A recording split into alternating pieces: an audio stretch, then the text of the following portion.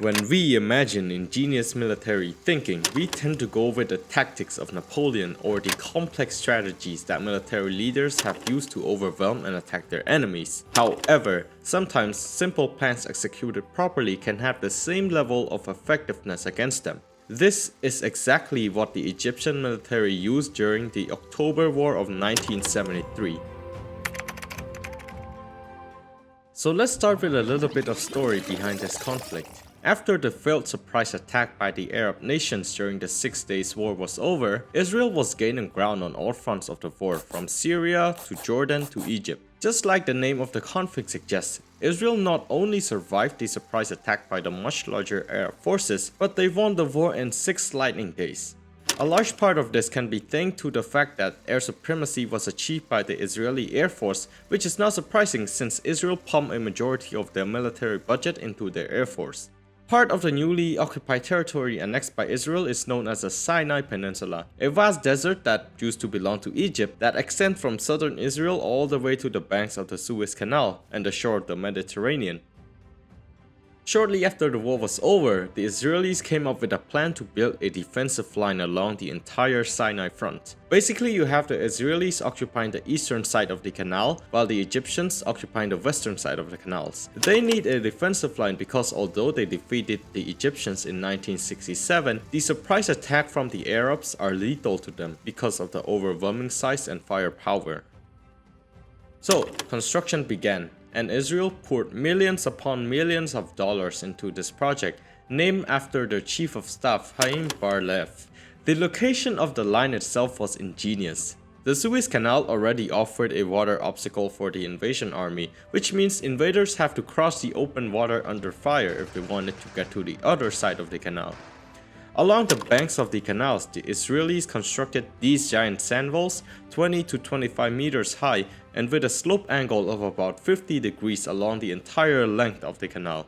The Arab defeat in 1967 caused a lot of resentment and anger towards the Israelis, who now just tripled the size of their countries deep inside other people's territory, specifically the Egyptian Sinai Peninsula.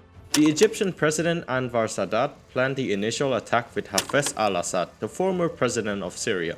To maximize the element of surprise, they decided that the attack was best to be launched during the holiest day of the Jewish calendar, Yom Kippur.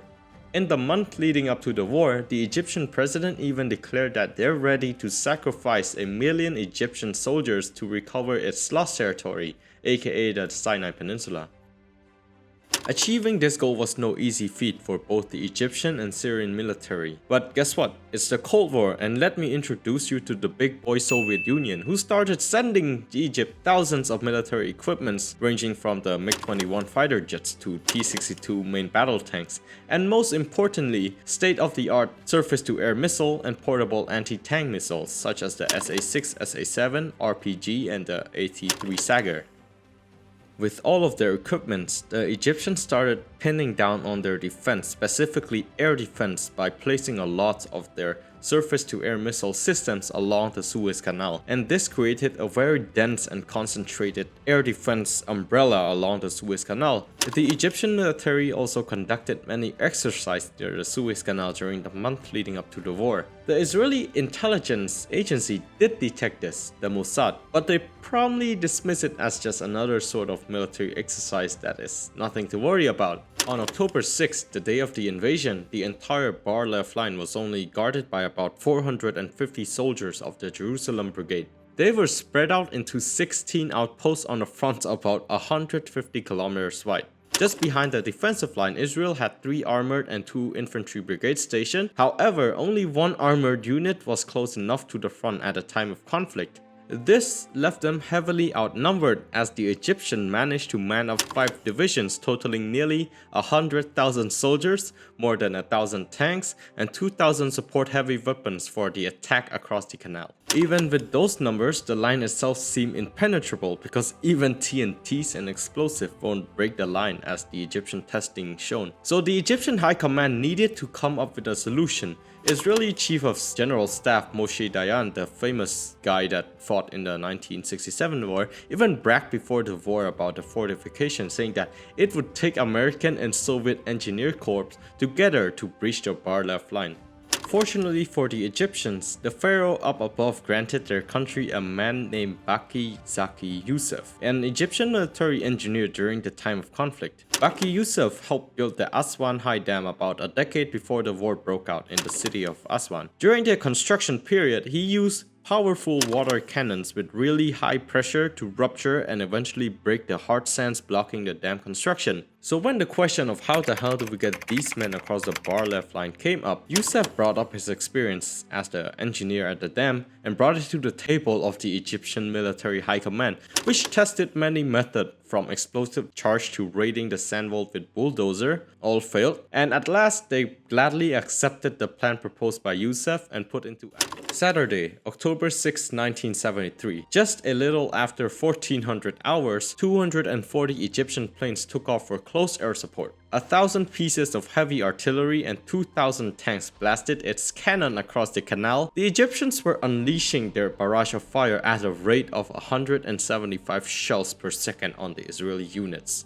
After this heavy barrage of fire, the Egyptians, under the command of the Chief of Staff Saad al-Shazali, unleashed its assault across the canal at approximately 1420 hours. Supporting was a fleet of about 1,000 rubber boats that carried thousands of commando, anti-tank and infantry units across the canal. All of them were crossing at a 15-minute interval. But now the plan proposed by Baki Zaki Yusuf was immediately put into action.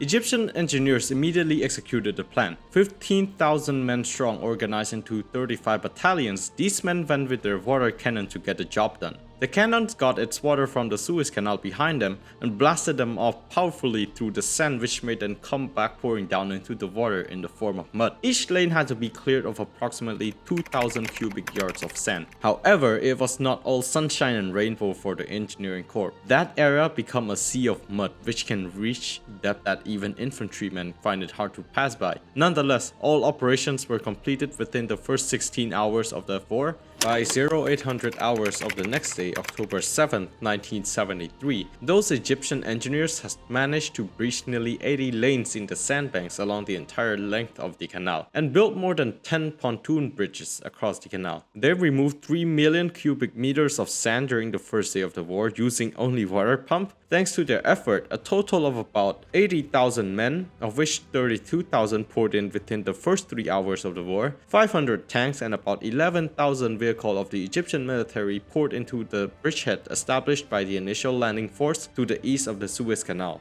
Shortly after establishing the bridgehead, the priority was put high into transferring the anti-tank units across the canal, which means B-10 and B-11 recoilless anti-tank guns from the Soviet Union were already arriving at the front line at the time of the Israeli armored counterattack, which means those tanks come straight into a jaw of death. The Egyptian anti-tank units literally used their new technology to destroy those tanks, a lot of them.